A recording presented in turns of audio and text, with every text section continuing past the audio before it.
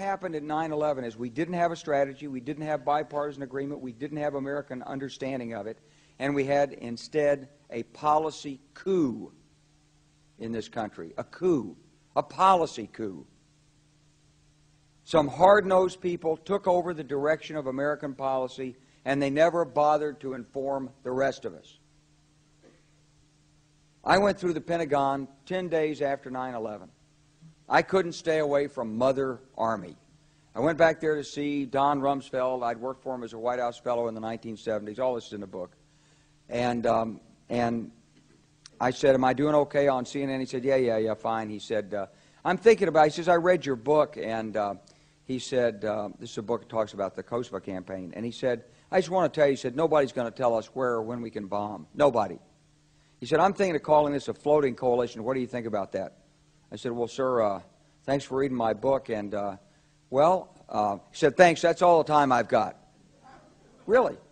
And I went downstairs. I was leaving the Pentagon, and an officer from the Joint Staff called me into his office and said, I want you to know, he said, sir, we're going to attack Iraq.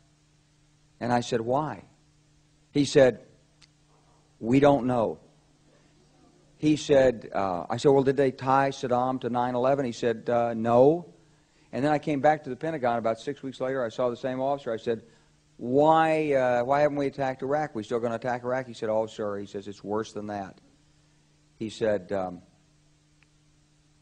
he pulled up a piece of paper off his desk. He said, I just got this memo from the Secretary of Defense's office. It says we're going to attack and destroy the governments in 7 countries in 5 years. We're going to start with Iraq, and then we're going to move to Syria, Lebanon, Libya, Somalia, Sudan, and Iran. I said, 7 countries in 5 years. I said, is that a classified memo? He said, yes, sir. I said, well, don't show it to me. He was about to show it to me. He said, because I want to talk about it. And I sat on this information for a long time, for about 6 or 8 months. I was so stunned by this, I couldn't begin to talk about it. And I couldn't believe it would really be true, but that's actually what happened. These people took control of the policy in the United States. And I realized then, it came back to me, a 1991 meeting I had with Paul Wolfowitz. You know, in 2001, he was Deputy Secretary of Defense, but in 1991, he was the Undersecretary of Defense for Policy. It's the number 3 position at the Pentagon.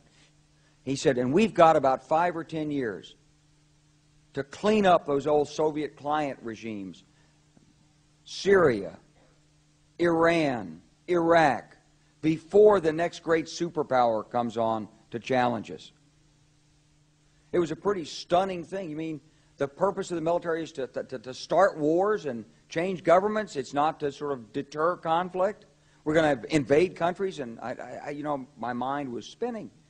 And I put that aside. It was like a nugget that you hold on to. This country was taken over by a group of people with a policy coup.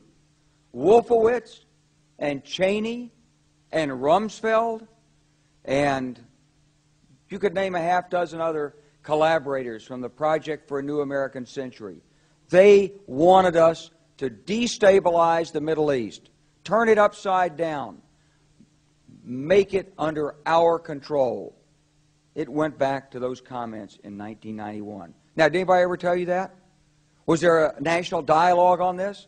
Did senators and congressmen stand up and denounce this plan? Was there a full-fledged American debate on it? Absolutely not. And there still isn't. They could hardly wait to finish Iraq so they could move into Syria. It was like a laydown. Oh, our legions are going to go in there. This wasn't what the American people voted George Bush into office. Well, they didn't actually vote him into office, but it wasn't what many of the people who...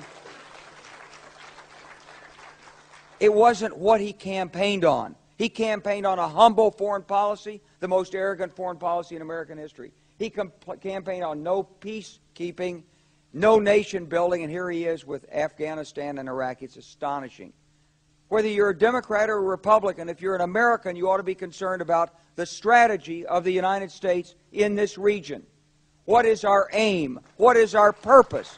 Why are we there? Why are Americans dying in this region? That is the issue.